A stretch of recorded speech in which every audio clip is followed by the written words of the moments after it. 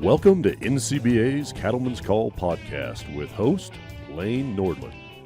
Hey everyone, welcome back to the Cattlemen's Call podcast. Lane Nordland, happy to have you with us here today. We're going to be talking about emergency ranch planning. Joining us will be JJ Goicoechea and Kip Willis. But before we get to this conversation about planning out on the ranch in terms of emergencies, I'm excited to be joined today by our friends at Transova. Kevin Hogendorn is CEO of Transova Genetics, and joining us as well as Katie Jowert-Jess, COO of Transova, and we're having this conversation as CattleCon 25 kicks off. What are you looking forward to, seeing so many producers and stakeholders here this week at the trade show floor? Yeah, I think, my favorite thing is just meeting with the producers here and hearing what's going on in their lives, what are the new challenges they're facing, what are they looking forward to. It's just really fun to get, face to face with our clients and hear directly from them about what's going on. And Kevin, for yourself, what are you looking forward to coming to the trade show and just being face to face with these producers, especially on the cow-calf end of things? Yeah, for sure. I think our business partners all through the beef industry are amazing, so it's great to meet up with them. Customers, I've already run into several old classmates from college, so that's always fun too. And we're going to talk about Transova, and especially for those commercial cattle producers out there, let's just talk about how Transova can really impact them positively on that reproductive end of things, and what are the services that you provide them to really help keep everything in line and keep the quality of their herd in check. So we have a full toolbox that we're here to offer to producers. And the nice thing about that is we can meet the producers where they're at. And so if they're looking to use their own genetics to create offspring, we can do that. If they're looking to maybe improve their genetics or take it in a different direction, we can offer F1, first generation embryos. And so that's a really great way to make some really quick changes in your herd. And that's the exciting thing about embryos is you can make a really fast change because you're addressing both sides of the parentage there. And then, we've got some other tools that are maybe not always needed, but things like cloning that really, if a producer's got a bull or something that they want to continue to use, that's a great option for them. And Kevin, from your perspective too, what are you doing to help bridge that gap between seed stock and commercial producers with your services? Well, I think for Transova, it's always been about the power of the female. Right? We've been selecting for males, bulls for hundreds and hundreds, maybe thousands of years. Mm-hmm. And just in the last 20 years, we can select from the female side. So I think that's really amazing. And then I think other things for us are like embryo sales, connecting producers that want to raise their genetics fast. So, we're more than willing to connect herds and spread genetics across the entire industry. And it's just amazing how far technology has come and truly trying to make that perfect cow as well. So when you're having conversations with producers, maybe for the first time or maybe they're an existing customer, what are some of the misconceptions that you maybe hear from producers in the countryside, mainly around IVF or maybe even embryo transfers? I think one of the largest things that we hear about is large offspring syndrome or those bigger calves. And so we have producers come to us that are really concerned about that. But really, when you're careful about your IVF system and the media that you're using, which we're very careful about it, our focus is on that happy, healthy calf at the end of the day. And so we'll do whatever it takes to get you there. And so we really don't see, many issues with that at all, especially when you compare it to AI or something not much bigger. And then the other thing I think we hear a lot about is pregnancy rates and people getting, they're concerned that they won't have similar pregnancy rates to what they're getting with AI. And really the quality of embryos these days in both fresh and frozen, we can get really strong conception rates for clients. So when we're looking at the size and scope of producers, everyone has a different size operation. Everyone has different goals. Kevin, how important is it to work with these clients one-on-one and help address their needs? That's the only way to run a business. No, it really is about their business and what they're looking for. So we have a whole series of practitioners and satellites spread all over the U.S. So wherever you're at, we can find you and work with you. Just come and look us up at the show here. And then it's really what they're looking for, what their environment is, what they're trying to raise. And honestly, sometimes it's just what they like. So what's on the horizon for Transova as we look towards the future ahead? As I mentioned, we've come a long way in terms of technology and how we implement them out on the operations. So what's on the horizon? We're expanding internationally, and so we opened a lab in Brazil this past fall, and that's been going really well. And we're focusing on Australia next. That'll be the next place that we go. And then the other thing we're looking at is just always how do we make an embryo easier for a producer to use, because it is, a learning curve compared to an AI program. And so, how do we increase those conception rates? How do we make transfers easier? Easier to learn things like that, and how do we get more access to programs for people? Now, again, we had this conversation during CattleCon 25. Again, how important is it to be face to face with these producers? Kevin, what do you hope to walk away with during this year's event? I hope to walk away with a bunch of new friends because that's what it's all about in the end. We make friends, we make great relationships, and honestly, we help them win. And they can take our tools and go home and make their family farm better and just do a great job for the beef industry. Katie, same question. Yeah, it's really about, I think the neat thing about Transova is everyone you encounter that works there is passionate about the industry. And so we all just love talking to the producers and finding out what are their goals, what are they wanting to do, and just getting excited for their success.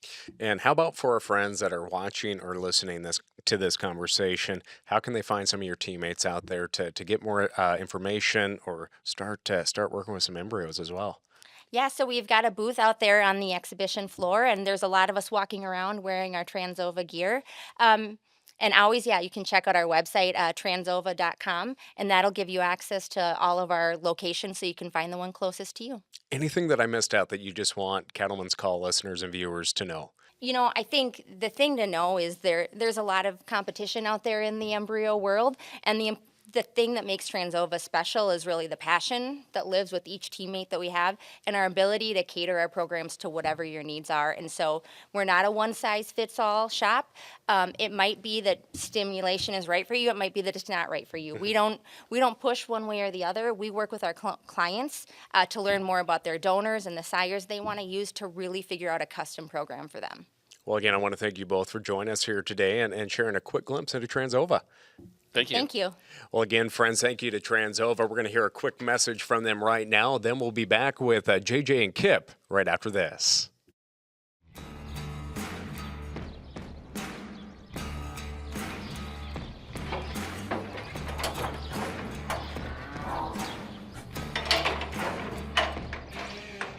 Ready?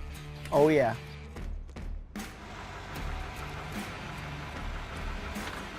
I'm so pumped to get some heifers out of this one. Are you sure about this mating? It's definitely gonna work. For some, it's the buckles, and for others, it's sales. But for all of us, success is in the details. The right female, the right mating, the right care. Every single step is a step worth taking. So you sweat the small stuff because small things done right mean the right things go well. And that's what it takes. Because it's more than just livestock. It's your life. It's your legacy.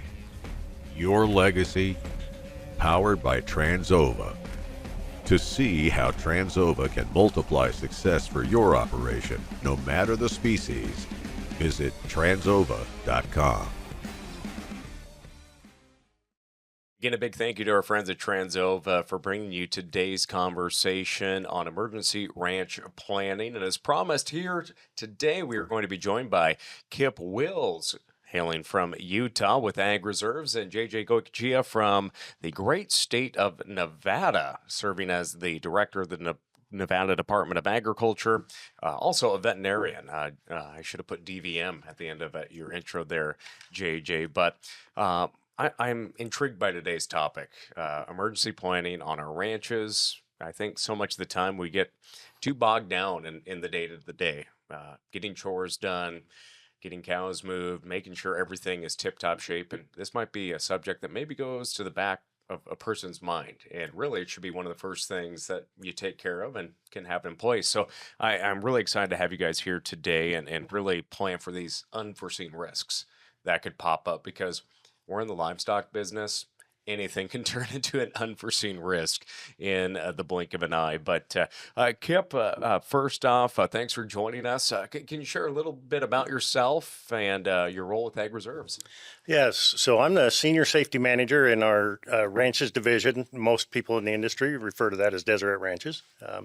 We're an agricultural investment company based out of Utah, operating ranches across the United States and Canada, and as well as Argentina, and then some of the other divisions farm. But originally from southern Idaho.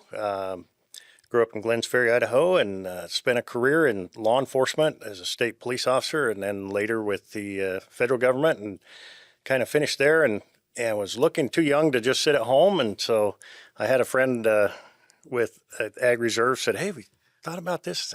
I'll be the first one to tell you, and so will all of the employees on the ranches. I'm not a cowboy. I grew up, hoeing potatoes and moving sprinkler pipes in potato fields. We always had 4-H steers or whatever, but it has been just an amazing 4-year run for me here.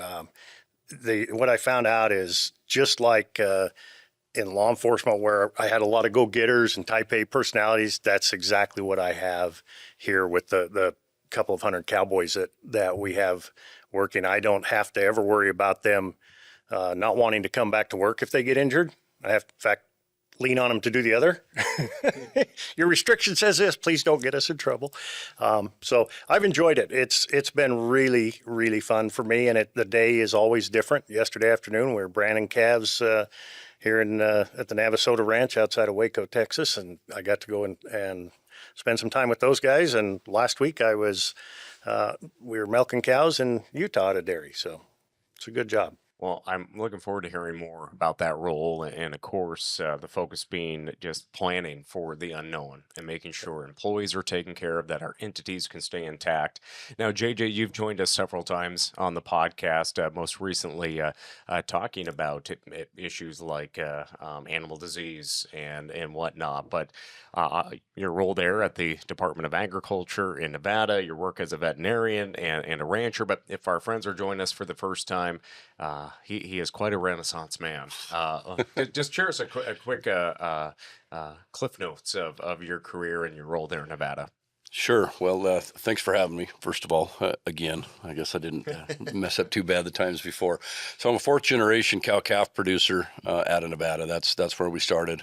We're still there in that same valley that my great-grandfather came to when he migrated over from Spain. And so we call it migrated because we're all talking about high path and birds right now. Yeah. But so we're still there. I did go to vet school at Colorado State University after my undergrad at University of Nevada. Spent a little bit of time up in Nebraska. In fact, got to be pretty good friends with some employees of Kip's over here when I was up there in that country. Went back home, started my own practice. About a quarter century we were there running around the state of Nevada till the body kind of gave out. So I went over and became the state veterinarian for the Department of Agriculture in Nevada. That was a great job. Loved it. Went back home for a little while, and then I was asked to come back as interim state vet. There was an election, and Governor Lombardo asked me if I would look at being the director for the agency. I'd never really thought about that, but went ahead and took that on 2 years ago, and it's been one heck of a roller coaster since. Well, again, thank you both for joining us here today. And during CattleCon 25, I know you both were speaking about farm and ranch emergency planning. So, Kip, from your perspective, what are some of the key things when you do talk with producers, whether it's one-on-one or in a convention setting or a workshop setting? What are some of the key things that you bring up first to really start the conversation around planning? Yeah, I start out with talking about how good they do their job. No one in any industry, and particularly in this industry where they're working with their children quite often and they're very close friends, neighbors, most likely with their employees, wants anybody to get hurt. Nobody goes to work to get hurt. And I really think that we have been very lucky in agriculture because the cowboys and cowgirls out there are so good at their job that they do stay safe without thinking about it. So I first start by telling them thank you.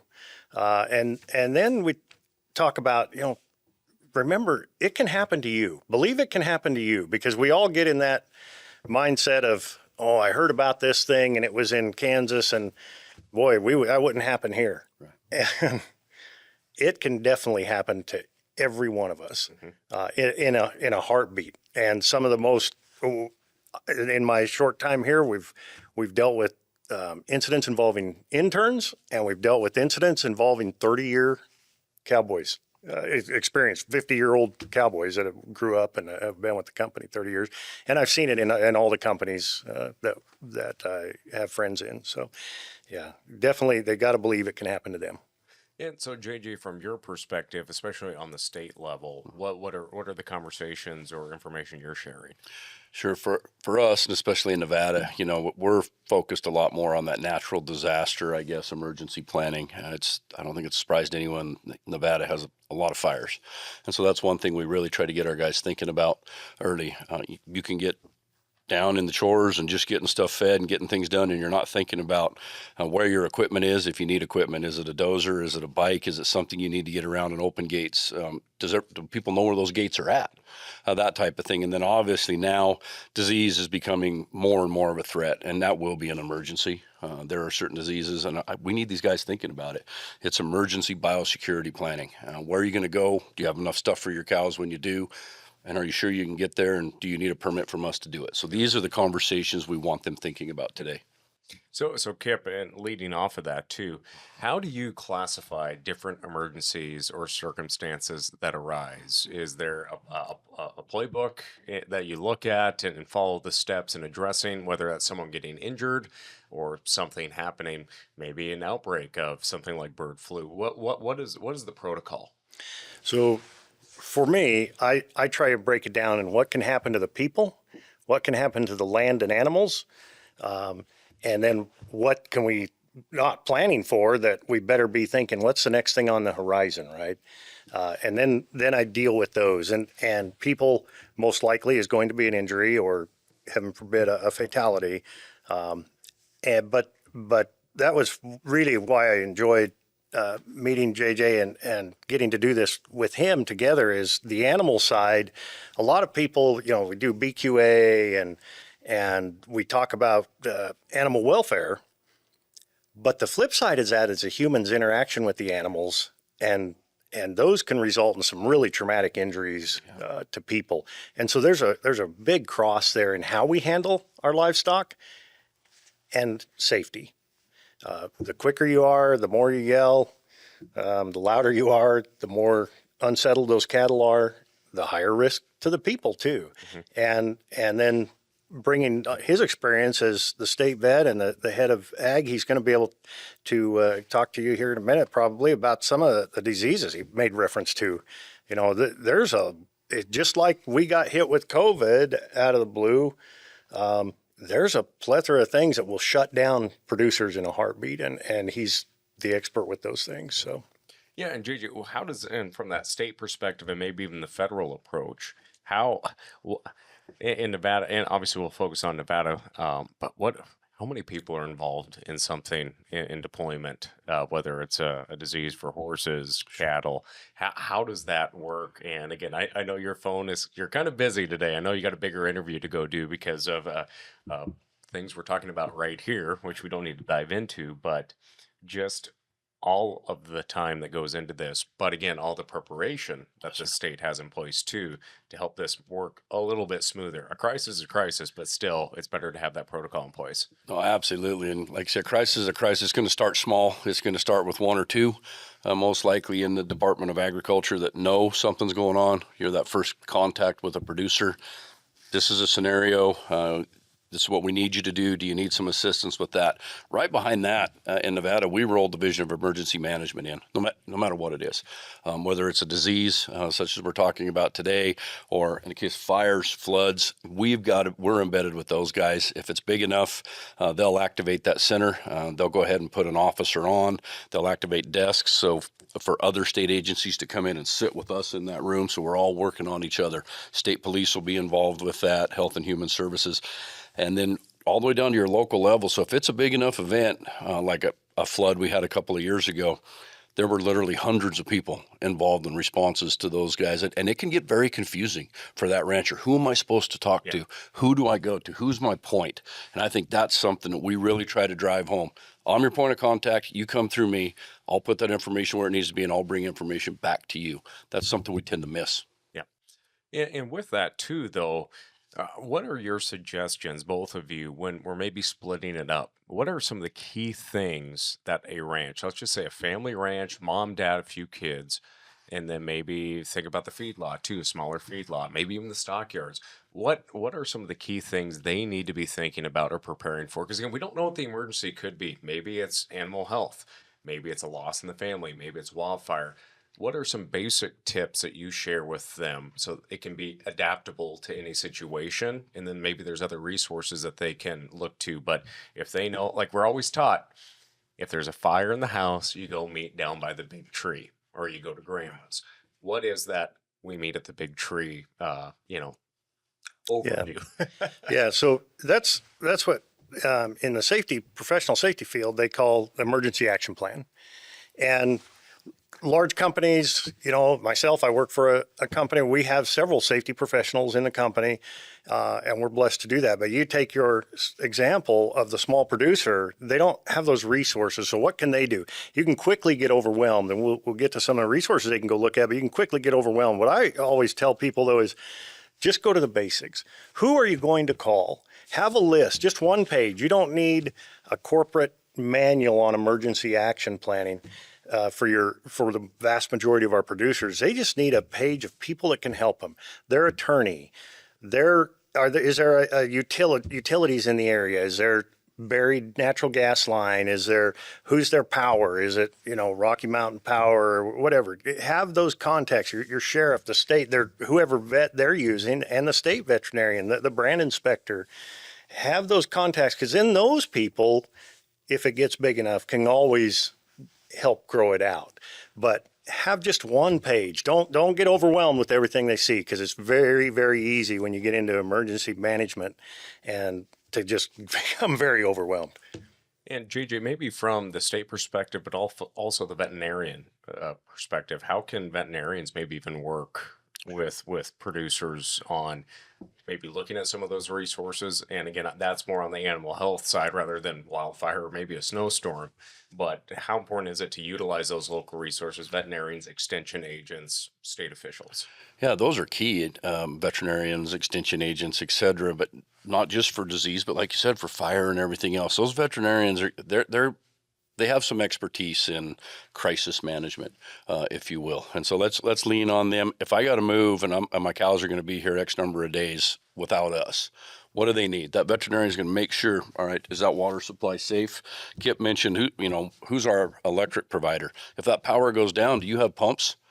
And if not, do we need to get some generators set in there? There's things you don't often think about in the heat of the moment and you're leaving. But as a veterinarian, we stand back and help with that emergency planning. All right, do you have someone that can feed?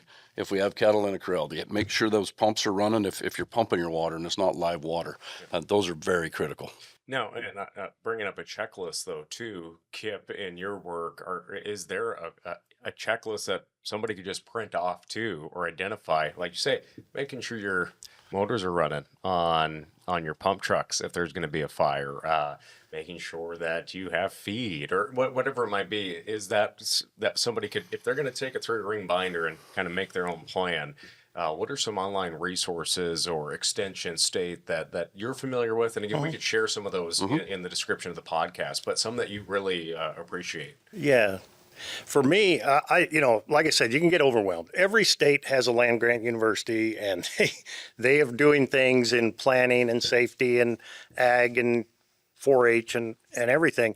And so there's a plethora of resources. There is one organization, the Agricultural Safety and Health Councils of America, and they try and gather all of these, the upper Great Plains, the Upper Midwest Safety and Health Institute at the University of Minnesota. Kansas State has a really robust program. Colorado State has one. Utah State University in Logan has a robust safety and agriculture program. I would go to that resource first. Others in the industry do. Noble Research Institute has done horse safety modules that people can do online. They've done emergency training. But don't let yourself get overwhelmed. That's my underlying message I want to get to them is find what works for you and start with that, because it's going to be very different on every single one. He's from Eureka, Nevada. 18 years old. My first job out of school was fighting fires for the Bureau of Land Management in Carlin, Nevada. We covered that Pine Valley country and all the way down towards Eureka. And, there's just, so you can start with fire. It can be snowstorms. We're experiencing those in certain places. We didn't think we would experience those ever. Right. One of our ranches in the panhandle of Florida got snow 2 weeks ago. So you just have to be prepared with the basics. Just get the basics. I just don't want the producers to get overwhelmed thinking that they've got to do more. As you focus on the basics, what are some things that may be overlooked as a part of the basics? So a lot of times I think we miss, we tend to miss the things that we think aren't going to happen to us, right? For example, what about how remote are most of our producers from medical assistance, right? And who is their medical assistance? I can tell you what it is in my small town I grew up in. It's the salesman at Napa Auto Parts, and it's the mechanic at John Deere who are going to have to leave their job once you even do call 911. They're going to have to come down and pick up the equipment. Then they're going to have to drive the heavens, sometimes 2 hours out to get to you if they can even reach you. And we miss that golden window with significant injuries. So I always encourage people, one thing is that those air medical I was just memberships, $100, $75 for a year, that is the cheapest insurance, because those air medical flights will run you $50,000 easily. Have a landing zone. No, you don't have to go out and do it, but look around ahead of time and say, okay, they can land here. There's not a lot of, we forget, a helicopter can land in my driveway. Well, you've got a bunch of dirt.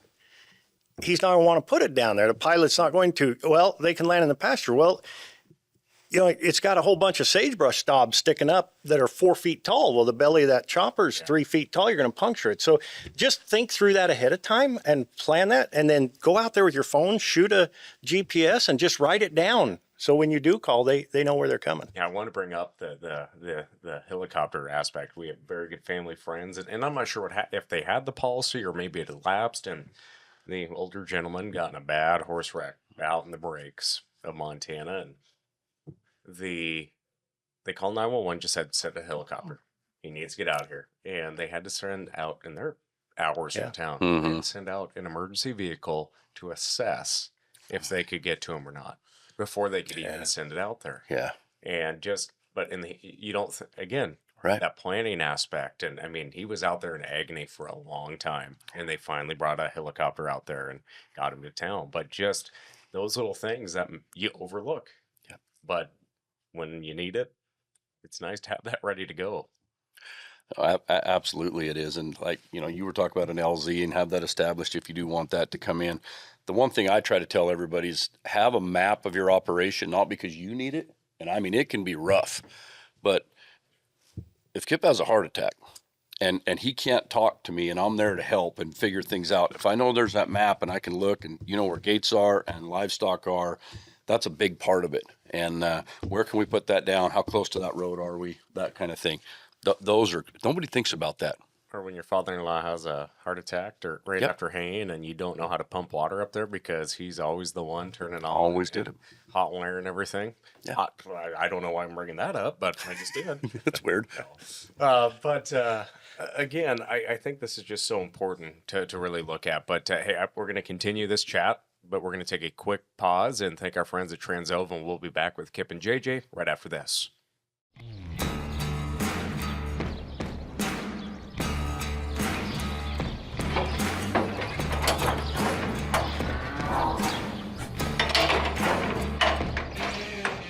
Ready?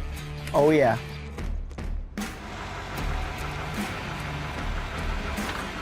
I'm so pumped to get some heifers out of this one. Are you sure about this mating? It's definitely gonna work. For some, it's the buckles. And for others, it's sales. But for all of us, success is in the details. The right female, the right mating, the right care. Every single step is a step worth taking. So you sweat the small stuff because small things done right mean the right things go well. And that's what it takes. Because it's more than just livestock. It's your life. It's your legacy. Your legacy, powered by Transova. To see how Transova can multiply success for your operation, no matter the species, visit transova.com.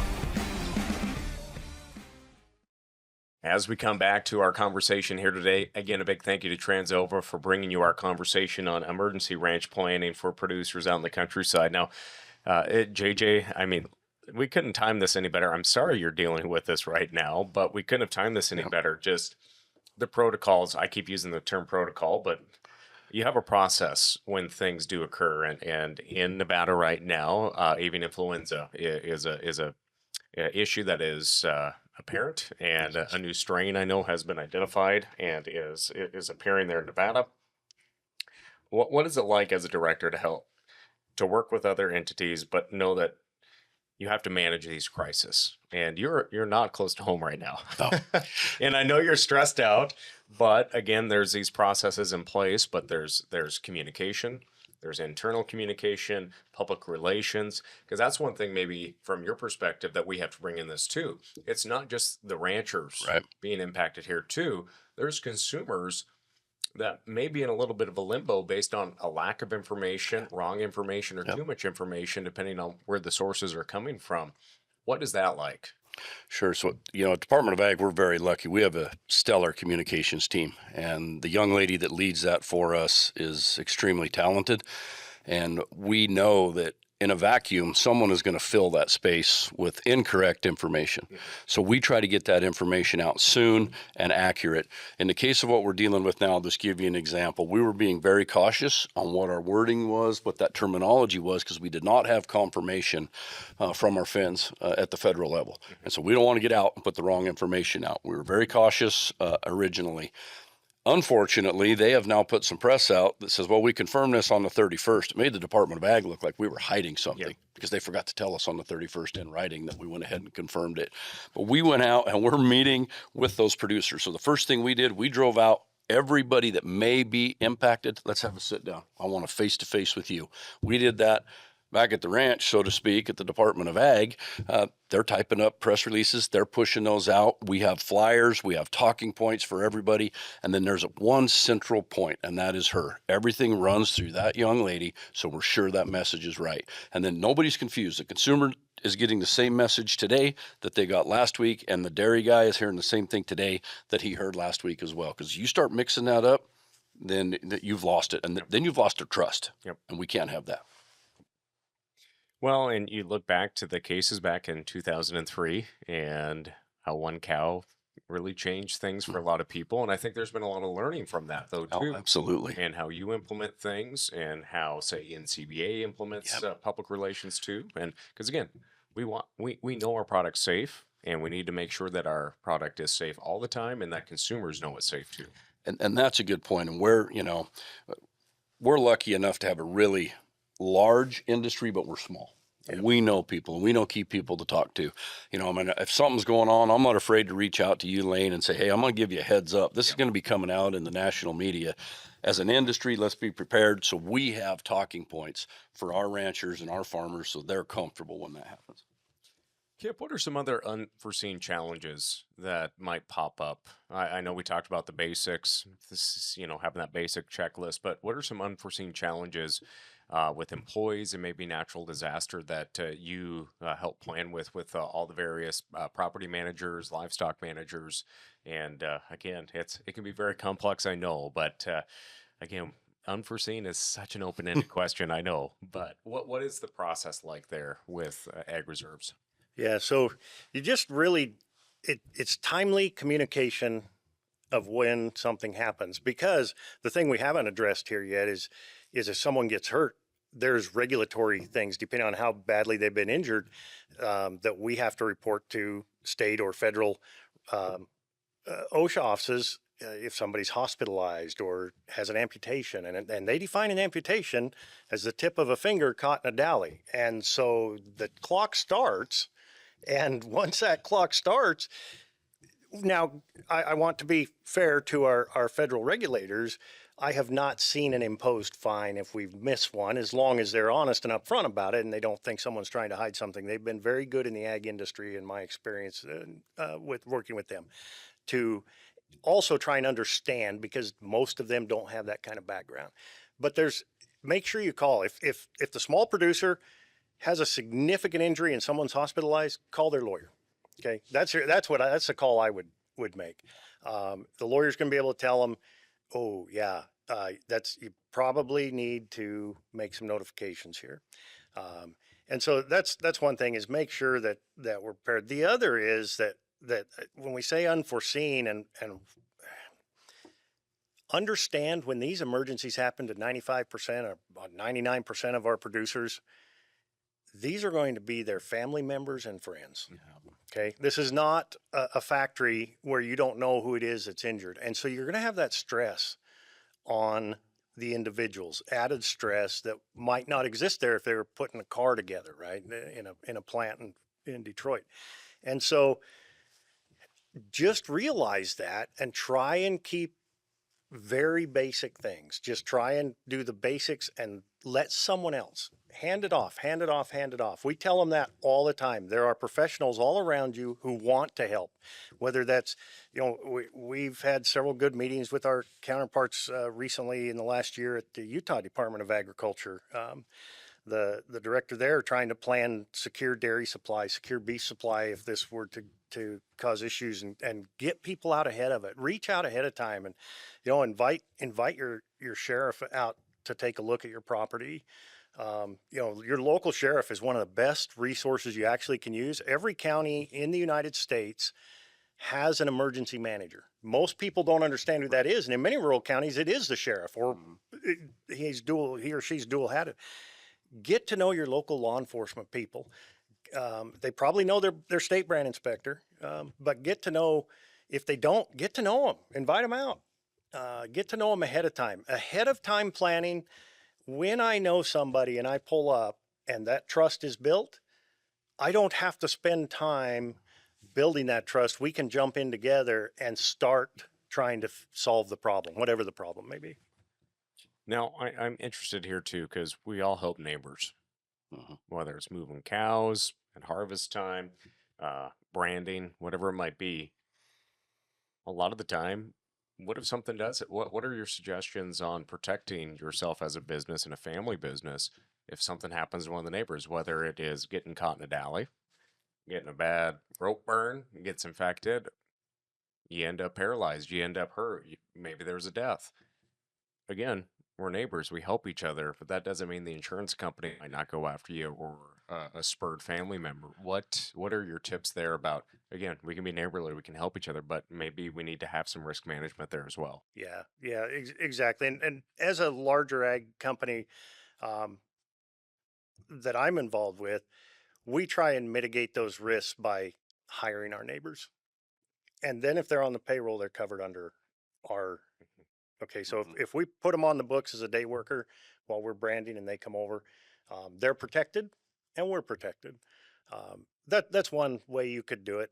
It doesn't seem like the really neighborly thing to do, but anymore, you've got to protect your operation. You do. Is there a set amount that a producer should look for when you're putting them on the payroll? No. Hourly? Yeah. No. I don't know. I don't deal with that side of how we do the operation. I know that that's how we do it to help with worker comp issues in case somebody was injured. So yeah, you do get a check, Right. yeah, and I understand that, but I think that gets overlooked because you've cowboyed with the person your whole life. Yeah. And they might take it as an insult, that's right. but it could really protect both entities. Yeah. It can, and this is really funny that you bring this up, Lane. Last weekend, my wife and I had lunch with our insurance agents, and it's always bad when the insurance agent says, "Hey, what are you doing? I'm in town. You guys want to go to lunch?" So it's going to either cost me more money or we're in big trouble. But we actually have a policy. The average person looks at you and they don't understand that small family ranch. You're a big time rancher. You got a lot of money. You're running under, Lane Incorporated or something. So what are you going to do when they come and sue you? So we actually have to carry a policy just for that reason. It's not just that guy. It might be the guy driving down the road that hits one of your cows. It's open range, but you better be prepared because you're probably going to have to go to court. That's right. Yeah. What are some ways producers can review their process, maybe even after tragedy occurs or an emergency? So whether it was my time fighting fires for the Bureau of Land Management or with the state police in Idaho or with the federal government, whenever there's an incident, you try and do an after action review, see what went right, what went wrong, how can we improve next time. So I would highly encourage that, even if it's just a small thing. What we try and do is we look at every incident as not being an accident, but being an incident. Where in the process in that chain could we have done something different that would have prevented that from happening? And you're not going to stop all the incidents. We understand that. And there's inherent risk in what our producers are doing out there that's more elevated than other occupations. We understand that. Every other job site you go to, there's only two ways they're going to hurt you. The people are going to do something goofy, or the mechanics are going to fail you. A tractor is going to break down, whatever. Our producers have a whole separate one with livestock, and livestock are going to do, you think they're going to do what you want them to do. You hope. Most of the time, you hope, you pray, but we see a significant number of injuries based on the livestock. And so if you're going to be in the business, prepare for that. Be aware that it can bite you, and then take those steps like BQA training. Take advantage when you're in the down season, maybe in January or something, depending on where you're at. Obviously, there's a horse clinic that's coming to town at the community college. Run in and spend a couple $100. It's money well invested for your employee too, and maybe they'll pick something up different. I mean, most of them are great horsemen, but there's always something we can all learn. Well, again, I want to thank you both for joining us and sharing your perspectives with not only us, but also during CattleCon and your time out in the countryside. Any last thoughts before I let you get back to your day? I think just if it's not today, it better be tomorrow when you start doing this emergency planning. There is no off season for disease. There's no off season for a natural disaster anymore. They're coming more and more frequent. So start planning today. Make sure you have that worst case scenario played out in your head and reach out to those friends and the resources that are available. Get your Google machine out of your pocket, if nothing else, and start building that. Yeah, and exactly right. And I would just say, circle back to one of my first statements, believe it can happen to you. Yep. Because it will. It's just a matter when. It will.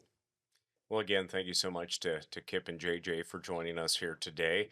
And for all of our friends joining us, again, we want to have good informative conversations on the podcast. And I learned a lot here today as well. And I hope you did too. Make sure and subscribe when you are listening or watching the Cattleman's Call podcast. We truly appreciate it. And also thank you to Transova for sponsoring today's podcast. That will do it for now. I'm Lane Nordlund. We'll catch you next time. Thanks for tuning in to NCBA's Cattleman's Call podcast with Lane Nordlund. For more information, visit ncba.org and make sure to subscribe to the podcast today.